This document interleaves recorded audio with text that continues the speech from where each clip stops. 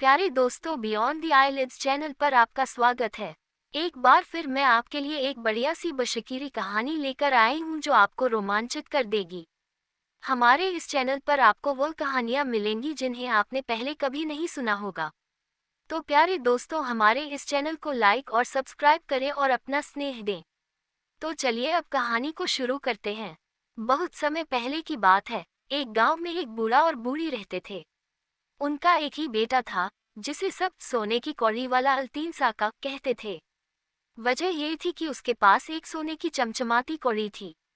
वह गांव के बाकी लड़कों से बढ़ चढ़कर कौड़ियां खेलता, लेकिन कोई भी उसे हरा नहीं सकता था। एक दिन बूढ़ा अपने घोड़ों को पानी पिलाने के लिए झील पर ले गया। उसने घोड़ों को पानी की ओर बढ़ाया, लेकिन घोड़ों ने अचानक अजीब हरकतें शुरू कर दी। वे अपने याल यानी गर्दन के बाल और पूंछें झटकने लगे, जमीन पर सुम पटकने लगे, जोर जोर से हिनहिनाने लगे और पीछे हट गए। ऐसा लग रहा था जैसे कोई अदृश्य ताकत उन्हें पानी पीने से रोक रही हो। बूढ़े को ये देखकर हैरानी हुई। उसने सोचा, यहाँ कुछ गड़बड़ है, मुझे देखना चाहिए। जैसे ही वह झील के पानी में झुककर झांकने लगा, अचानक किसी ने उसकी दाढ़ी कसकर पकड़ ली। बूढ़े ने दाढ़ी छुड़ाने की पूरी कोशिश की, लेकिन कोई फायदा नहीं हुआ। उसने इधर उधर देखा और उसकी सांसें थम गईं। पानी के अंदर से एक भयानक बूढ़ी चुड़ैल उबीर उसकी दाढ़ी पकड़कर खींच रही थी। उसकी आंखें लाल लाल चमक रही थीं और उसके नुकीले दांत डरावने लग रहे थे। मुझे छोड़ दो, उबीर, मुझे जाने दो, बूढ़े घबराकर चिल्लाया। चुड़ैल ने डरावनी हंसी हंसते हुए उसकी दाढ़ी और कसकर पकड़ ली। बूढ़े ने घबराकर कहा, अगर तुम मुझे छोड़ दोगी तो मैं तुम्हें अपने सारी भेड़ों का रेवड़ भेंट कर दूंगा। मुझे तुम्हारी भेड़ों का क्या करना है? उबीर ने कहा, तो घोड़ों का झुंड दे दूंगा। बूढ़े ने घबराकर कहा, तुम्हारे घोड़ों का मैं क्या करूंगी? चुड़ैल ने डरावनी हंसी के साथ पूछा, तो मैं तुम्हें क्या दूं? बूढ़े ने कांपते हुए कहा, वही जो तुम्हारे खेमे में सिर्फ एक ही है। उबीर ने रहस्यमय आवाज में जवाब दिया। बूढ़ा बहुत डर गया था। डर के मारे उसने ये भी नहीं सोचा कि उसके खेमे में ऐसी कौन सी चीज है जो केवल एक ही है। अच्छी बात है, उसने जल्दी से कहा, तुम्हें वही मिल जाएगा, बस मुझे छोड़ दो। उबीर ने उसकी दाढ़ी छोड़ते हुए ठंडी आवाज में कहा, याद रखना, मैं तुम्हें कहीं भी ढूंढ लूंगी। मुझसे कोई नहीं बच सकता। बूढ़ा तेजी से घर की ओर भागा, लेकिन घर पहुंचते ही उसे एहसास हुआ कि उबीर दरअसल किस चीज की बात कर रही थी। वह उसकी सबसे प्यारी चीज, उसका बेटा अल्तीन साका को लेना चाहती थी। उसके घर में बेटा ही तो इकलौता था। बूढ़ा बहुत पछताया, लेकिन उसने इस बात की चर्चा न अपनी बीवी से की और न ही बेटे से। यहाँ की जमीन ठीक नहीं है, हमें किसी और जगह जाकर डेरा डाल लेना चाहिए, उसने बस इतना ही कहा। बूढ़ी ने कोई सवाल नहीं किया और वे सब अपना सामान समेटकर दूसरी जगह जाकर बस गए। लेकिन अगले दिन अल्तीन साका ने देखा कि उसकी सोने की कौड़ी गायब है। मेरी सोने की कौड़ी कहाँ गई? उसने चिंतित होकर पूछा। बूढ़े ने सिर झुका लिया और धीमे स्वर में कहा, शायद हम उसे वहीं छोड़ आए हैं जहां हमारा पुराना डेरा था। लेकिन तुम वहां कभी मत जाना, क्योंकि उबीर तुम्हें पकड़ लेगी। इसके बाद बूढ़े ने पूरी घटना अपने बेटे को बता दी। अल्तीन साका ने ध्यान से अपने पिता की बात सुनी और आत्मविश्वास से कहा, मैं उबीर से नहीं डरता। वह मुझे कभी नहीं पकड़ पाएगी। मैं अपनी कौड़ी वापस लेने जाऊंगा। बस मुझे इतना बता दो कि मैं किस घोड़े पर सवारी करूं। बूढ़े ने उसे समझाने की बहुत कोशिश की, लेकिन अल्तीन साका अपनी जिद पर अड़ा रहा। अल्तीन साका अपनी बात पर अड़ा रहा। वह उबीर से बिल्कुल नहीं डरता था और उसका मन था कि वह जाएगा और अपनी सोने की कौड़ी वापस लाएगा। कोई भी उसे अपने इरादे से नहीं हटा सकता था। पिता ने हार मानते हुए कहा, अगर तुम यही चाहते हो तो ठीक है। अब तुम घोड़ों के झुंड के पास जाओ, अपना फंदा घुमाओ और लगाम हिलाओ। जो भी घोड़ा सबसे पहले तुम्हारे पास आए, तुम उसी पर सवारी कर लेना। अल्तीन साका घोड़ों के झुंड के पास गया। उसने अपना फंदा घुमाया और लगाम हिलाई। तभी एक झबरी और मोंडी सी चमड़ी वाला बछेड़ा उसके पास आया। अल्तीन साका ने उसे खदेड़ दिया और फिर पिता के पास जाकर पूछा, पिताजी, मैं किस घोड़े पर सवारी करूं? पिता ने थोड़ा गुस्से में कहा, क्या मैंने तुमसे नहीं कहा था कि अपना फंदा घुमाओ और लगाम हिलाओ? अल्तीन साका फिर से घोड़ों के झुंड में गया। उसने फिर से वही फंदा घुमाया और लगाम हिलाई, लेकिन फिर से वही बछेड़ा उसके पास आ गया। अल्तीन साका ने मन में सोचा, लगता है मुझे इसी बछेड़े पर सवार होना पड़ेगा। उसने बछेड़े को छुआ तो उसकी गंदी और झबरी चमड़ी उतरकर गिर गई। अल्तीन साका ने जैसे ही उस पर लगाम डाली, बछेड़ा मजबूत और चुस्त हो गया। वह उसे बाड़े से बाहर ले गया और वह एक हटे-कट्टे और शानदार घोड़े में बदल गया। अल्तीन साका उस पर सवार हुआ तो घोड़ा अचानक और भी सुंदर और ताकतवर बन गया। घोड़े ने उसे देखा और पूछा, अब कहाँ जाने की सोच रहे हो, अल्तीन साका? अपने पुराने डेरा पर अपनी सोने की कौड़ी लाने के लिए, अल्तीन साका ने उत्तर दिया। घोड़े ने कहा, ओबीर वहां तुम्हारा इंतजार कर रही है। वह तुमसे ये कहेगी कि तुम घोड़े से उतरकर अपनी कौड़ी उठा लो, मगर तुम्हें उसकी बात पर काम नहीं करना। अगर तुम मेरी पीठ से नीचे उतरोगे तो वह तुम्हें खा जाएगी। तुम तेजी से नीचे की ओर झुककर अपनी कौड़ी उठा लेना, जैसे बाज अपनी शिकारी को पकड़ने के लिए झपटता है। अल्तीन साका उछलकर अपने घोड़े पर सवार हुआ और पुराने डेरा की ओर अपने घोड़े को दौड़ा दिया। वहां पहुंचकर उसने इधर उधर देखा तो ओबीर को अलाव के पास बैठी हुई हाथ तापते हुए पाया। अल्तीन साका ने कहा, नानी, मुझे मेरी सोने की कौड़ी लौटा दो। तुम्हारी कौड़ी तो जमीन पर पड़ी है बेटे, ओबीर ने जवाब दिया। अपने घोड़े से उतरकर उसे उठा लो। मेरी पीठ में इतना दर्द है कि मैं उठ नहीं सकती। अल्तीन साका का घोड़ा धीरे धीरे जमीन पर झुक गया। अल्तीन साका ने अपनी सोने की कौड़ी उठाए और फिर से घोड़े को तेजी से दौड़ा दिया। ओबीर गुस्से से चीखते हुए उठी। उसने एक बार थूका तो एक मोटा सा काला घोड़ा उसके पास आकर खड़ा हो गया। दूसरी बार उसने फिर से थूका तो घोड़े की लगामें आ गईं। ओबीर झपकते हुए अपने घोड़े पर सवार हुई और अल्तीन साका के पीछे अपने घोड़े को तेजी से दौड़ा दिया। अल्तीन साका का शानदार घोड़ा और ओबीर का काला घोड़ा हवा में तेजी से दौड़ रहे थे। ओबीर अल्तीन साका के बहुत करीब पहुंच गई थी और उसे पकड़ने ही वाली थी, लेकिन तभी उसके घोड़े ने अचानक ठोकर खाई। वह जोर से हिनहिनाया और लंगड़ाते हुए पीछे रह गया। ओबीर ने घोड़े को और तेजी से दौड़ाने की कोशिश की, मगर घोड़ा धीमा होता गया। ओबीर का गुस्सा और भी बढ़ गया और वह अपना आपा खो बैठी। वह अपनी रफ्तार को बढ़ाने के लिए खुद को मारने लगी। वह दौड़ते दौड़ते अल्तीन साका के घोड़े के बराबर पहुंच गई और उसकी टांग को काट डाला। फिर भी कुम्मैक घोड़ा अपनी 3 टांगों पर दौड़ता रहा। ओबीर ने फिर से घोड़े की बाईं टांग काट डाली। अब घोड़ा बहुत थक चुका था, लेकिन उसने अपनी ताकत से अल्तीन साका को ओबीर से दूर रखने की कोशिश की। अल्तीन साका का घोड़ा झील के पास पहुंचकर थककर रुक गया और बोला, अब मैं और नहीं दौड़ सकता। मैं ओबीर से बचने के लिए झील में छिप जाऊं और तुम जल्दी से उस बलूत के पेड़ पर चढ़ जाओ। जब मेरी टांगों के घाव ठीक हो जाएंगे तो मैं तुम्हें आगे ले जाऊंगा। इतना कहकर घोड़ा झील में कूद पड़ा। अल्तीन साका ने तुरंत बलूत के पेड़ पर चढ़ने की कोशिश की। अल्तीन साका बलूत के पेड़ पर चढ़ गया और उसने खुद को सबसे ऊपर वाली शाखाओं के बीच छिपा लिया। ओबीर दौड़ती हुई आए और जब उसने अल्तीन साका को पेड़ पर छिपे हुए देखा तो वह चिल्लाए, बच्चे, अब तुम मुझसे बचकर कहाँ जाओगे? मैं तुम्हें नीचे घसीटकर खा जाऊंगी। उसने अपना कुल्हाड़ा उठाया और एक जोरदार वार किया। ओबीर ने अपना एक दांत उखाड़कर उस पर कुल्हाड़े को तेज किया और उसे अच्छी तरह से तेज कर लिया। फिर वह पेड़ पर कुल्हाड़ा मारने लगी, जिससे वृक्ष के टुकड़े इधर उधर गिरने लगे। एक लोमड़ी यह आवाज सुनकर वहां आई। नानी, तुम बलूत का पेड़ क्यों काट रही हो? लोमड़ी ने पूछा। क्या तुम नहीं देख रही कि वहां कौन बैठा है? ओबीर ने जवाब दिया, मैं बलूत के पेड़ को काटूंगी और सोने की कौड़ी वाले अल्तीन साका को पकड़कर खा जाऊंगी। लोमड़ी ने ऊपर की ओर नजर दौड़ाए और बलूत की चोटी पर एक सुंदर नौजवान को बैठे हुए देखा। उसे उस पर दया आ गई और वह बोली, नानी, तुम बूढ़ी हो, तुम्हें इस तरह खुद को धोखा नहीं देना चाहिए। लाओ, मैं बलूत के पेड़ को काट दूं। नहीं, नहीं, ओबीर ने कहा, मैं खुद इस पेड़ को काटूंगी और अल्तीन साका को खाऊंगी। मगर लोमड़ी भी आसानी से नहीं मानी। वह बोली, मैं पेड़ को काट दूंगी, फिर उसे पकड़ लूंगी।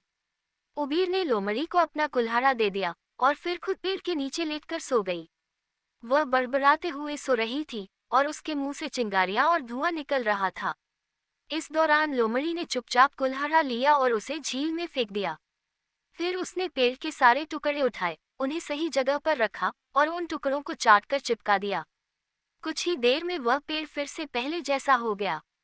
लोमड़ी ने अल्तीन साका को नमस्कार किया और फिर वहां से दौड़ते हुए चली गई। उबीर की नींद खुली और जैसे ही उसने पेड़ पर नजर डाली, वह चौंक गई। उसने सोचा, यह क्या मामला है? बलूत तो पहले जैसा पूरा और बड़ा हुआ है, जैसे मैंने इसे छुआ भी नहीं हो।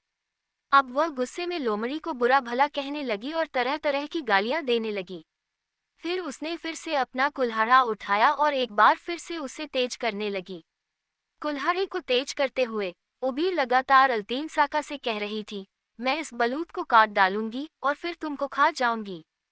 कुल्हाड़ा अब पूरी तरह से तेज हो चुका था और उबीर ने फिर से पेड़ को काटना शुरू कर दिया।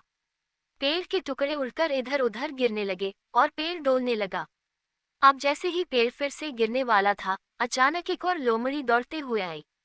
क्या कर रही हो, नानी? लोमड़ी ने उबीर से पूछा। मैं बलूत को काट रही हूँ, उबीर ने जवाब दिया। क्यों? लोमड़ी ने सवाल किया। मैं सोने की कौड़ी वाले अल्तीन साका को पकड़कर खाना चाहती हूँ, उबीर ने कहा। लोमड़ी ने कहा, तुम खुद को इतना कष्ट क्यों दे रही हो? लाओ, मैं बलूत को काट देती हूँ। नहीं, नहीं, उबीर ने गुस्से में कहा, मैं खुद ही यह काम करूंगी। मुझे अल्तीन साका को खाना है। लोमड़ी ने शांतिपूर्वक जवाब दिया, तुम तो खाओगी ही, नानी। लेकिन मैं बलूत को काट दूंगी। नहीं, उबीर चिल्लाए, मैं तुम्हें अपना कुल्हाड़ा नहीं दूंगी। यहाँ एक और लोमड़ी आई थी, जिसने मदद करने का वादा किया था, लेकिन धोखा देकर भाग गई। लोमड़ी ने पूछा, वह लोमड़ी किस रंग की थी? लाल रंग की, उबीर ने कहा।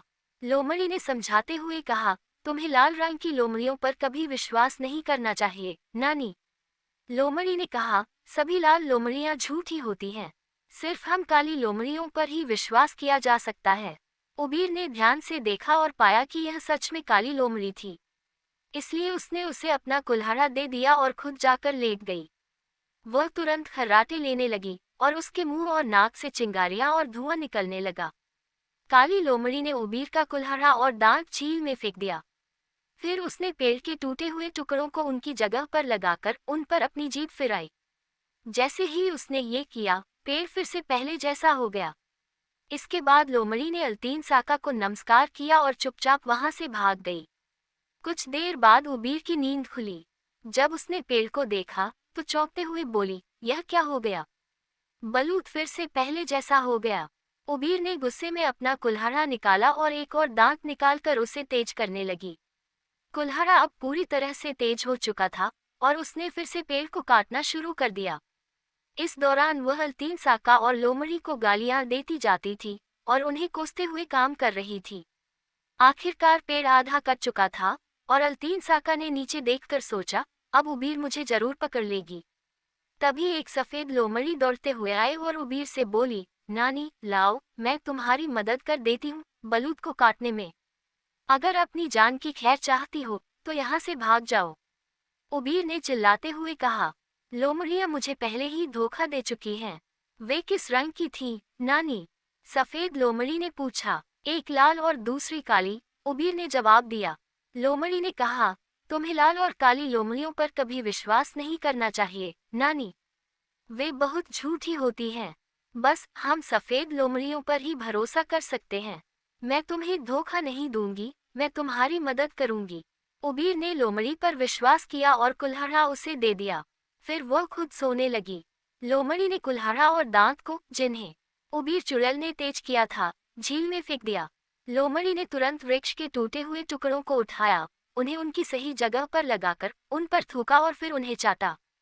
जैसे ही उसने ये किया, वे टुकड़े तुरंत वहीं चिपक गए और वृक्ष फिर से पहले जैसा हो गया।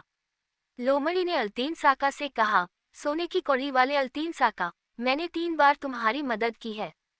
मैंने अपनी खाल को पहले काले और फिर सफेद रंग से रंगा, ताकि उबीर मुझे पहचान न सके। अब मैं तुम्हारे लिए और कुछ नहीं कर सकती। इसके बाद वह अल्तीन साका को नमस्कार करके वहां से भाग गई। कुछ ही देर बाद उबीर जागी और चौंकते हुए बोली, यह क्या देख रही हूँ? ऐसा लगता है जैसे मैंने वृक्ष को छुआ ही नहीं हो। उसने गुस्से में अपना कुल्हाड़ा निकाला और एक और दांत उखाड़कर उसे तेज करने लगी। जैसे ही कुल्हाड़ा तेज हो गया, वह फिर से वृक्ष को काटने लगी और बड़बड़ाती गई, अब मैं और किसी से मदद नहीं लूंगी। अब मैं खुद ही यह काम करूंगी। वृक्ष के टुकड़े गिरने लगे, वह हिलने डोलने और चर्राने लगा। ऐसा लग रहा था कि वह अभी गिर जाएगा। अल्तीन साका वहीं बैठा था और सोच रहा था, अब उबीर मुझे जरूर पकड़ लेगी। अब मैं क्या करूं? इसी समय एक कौवा उड़ता हुआ आया और वृक्ष की चोटी पर बैठ गया। मेरे प्यारे दोस्त कौवे, मेरी एक मदद करो, अल्तीन साका ने गिड़गिड़ाते हुए कहा। तुम हर जगह उड़ते हो, हर जगह जाते हो। उड़कर हमारे नए खेमे में जाओ। मेरे दोनों कुत्तों अक्कूलाक और अख्तिरनाक से मिलो और उनसे कहो कि वे जल्दी यहाँ आकर मेरी मदद करें। कौवा हंसते हुए बोला, मैं नहीं जाऊंगा। मैं तो इंतजार कर रहा हूँ कि उबीर तुम्हें पकड़ ले और फिर मुझे तुम्हारे शरीर का कुछ हिस्सा मिल जाए। फिर वह आराम से एक शाखा पर बैठकर प्रतीक्षा करने लगा। अल्तीन साका ने चारों ओर नजर दौड़ाई, ये देखने के लिए कि कहीं से कोई मदद तो मिल सकती है। तभी एक श्यामा पक्षी उड़ती हुई आई। श्यामा, मेरी प्यारी, मेरी एक विनती मानो। तुम तो हर जगह उड़ती हो, हर जगह जाती हो। उड़कर हमारे नए खेमे में जाओ और मेरे कुत्तों अक्कूलाक और अख्तिरनाक से कहो कि वे जल्दी से यहाँ आ जाएं, क्योंकि मुझे उनकी मदद की जरूरत है। मैं नहीं जाऊंगी, श्यामा ने जवाब दिया। मैं तो चाहती हूँ कि तुम उबीर के हाथों पकड़े जाओ, तब मुझे कुछ फायदा मिलेगा। अल्तीन साका बहुत उदास हो गया और उसका दिल बैठ गया। अब मेरी आखिरी घड़ी पास है, उसने सोचा। इसी बीच गौरियों का एक दल सामने आया और उसके सिर के ऊपर से उड़ता हुआ गुजरने लगा। अल्तीन साका ने उन्हें आवाज दी, मेरी गौरैयों, मेरी प्यारी साथियों, तुम मेरी एक विनती मानो। तुम उड़कर हमारे नए खेमे में जाओ, मेरे कुत्तों अक्कूलाक और अख्तिरनाक को ढूंढो और उन्हें बताओ कि बूढ़ी चुड़ैल उबीर मुझे खाना चाहती है। गौरियों ने चू चू करते हुए कहा, हम उन्हें जरूर ढूंढेंगे, हम उन्हें जरूर बताएंगे। और फिर वे तेजी से उड़ते हुए अल्तीन साका के खेमे की ओर चली गईं। चिड़िया खेमे में पहुंची और देखा कि अल्तीन साका के कुत्ते गहरी नींद में सोए हुए थे। वे अपने मालिक की खोज में बहुत थक गए थे और अब लापरवाह तरीके से सो रहे थे। चिड़ियों ने कुत्तों के कानों पर चोंच मारकर उन्हें जगाने की कोशिश की। फिर उन्होंने अपने पंख फड़फड़ाए और ची ची करते हुए शोर मचाया। उठो अक्कूलाक, उठो अख्तिरनाक, वे शोर मचाने लगी। जल्दी से भागकर झील के किनारे वाले बलूत के पास पहुंचो और अपने मालिक को बचाओ। उबीर उसे खाना चाहती है। अक्कूलाक और अख्तिरनाक चौंककर जागे और झील की ओर दौड़े। चिड़िया हवा में आगे आगे उड़ रही थीं और कुत्ते धूल के बादल उड़ाते हुए उनके पीछे पीछे दौड़ रहे थे। उबीर ने धूल के बादल देखे और अल्तीन साका से बोली, सोने की कड़ी वाले अल्तीन साका, जरा उधर देखो। रास्ते पर ये धूल के बादल कैसे हैं? वे मेरे लिए खुशी और तुम्हारे लिए मुसीबत ला रहे हैं। अल्तीन साका ने जवाब दिया। उबीर ने कुत्तों के पैरों की धप धप सुनी तो बोली, तुम सुन रहे हो वह गड़गड़ाहट? सोने की कड़ी वाले अल्तीन साका, यह क्या है? वह मेरे लिए खुशी और तुम्हारे लिए मुसीबत ला रही है, अल्तीन साका ने जवाब दिया। इसी समय अक्कूलाक और अख्तिरनाक दौड़ते हुए वहां पहुंच गए। वे उबीर पर झपटे और उसे काटने लगे। उबीर डर गई। उसने अपना कुल्हाड़ा झील में फेंका और खुद भी पानी में कूद गई। कुत्तों ने अल्तीन साका से कहा, हम भी उबीर के पीछे झील में छलांग लगा रहे हैं।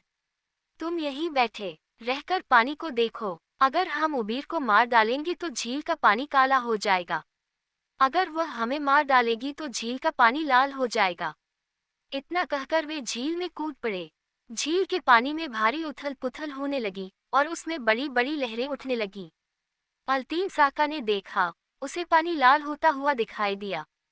उबीर ने मेरे कुत्तों को मार डाला, उसने सोचा। फिर उसने ध्यान से देखा, अब पानी काला हो चुका था। अल्तीन साका खुशी से फूला न समाया। वह जोर से हंसा और बलूत से नीचे उतर आया। अक्कूलाक और अख्तिरनाक पानी से बाहर आकर पानी झाड़ने लगे। झील का पानी पहले लाल क्यों हुआ था? अल्तीन साका ने पूछा। अख्तिरनाक ने जवाब दिया, क्योंकि उबीर हम पर हावी होने लगी थी और उसने मेरा एक कान भी काट लिया था। मगर तभी हमने उसका काम तमाम कर दिया। कुत्तों के बाद अब कुम्मैत घोड़ा बाहर आया। सोने की कौड़ी वाले अल्तीन साका, घोड़ा बोला, आओ मेरी पीठ पर सवार हो जाओ, मैं तुम्हें घर ले चलता हूँ। इस तरह अल्तीन साका सही सलामत खेमे में लौट आया। उसके माँ बाप को बेहद खुशी हुई। उन्होंने बहुत बड़ी दावत दी जिसमें अपने सभी सगे संबंधियों, यार दोस्तों और जान पहचान वालों को बुलाया। वे दिन तक खाते पीते और मौज मस्ती करते रहे। तो दोस्तों, आपको ये कहानी कैसी लगी? कमेंट सेक्शन में अपना कमेंट ज़रूर लिखें। चैनल को सब्सक्राइब करें, लाइक करें और दोस्तों के साथ शेयर करें। फिर मिलेंगे एक नई अनसुनी कहानी के साथ। धन्यवाद।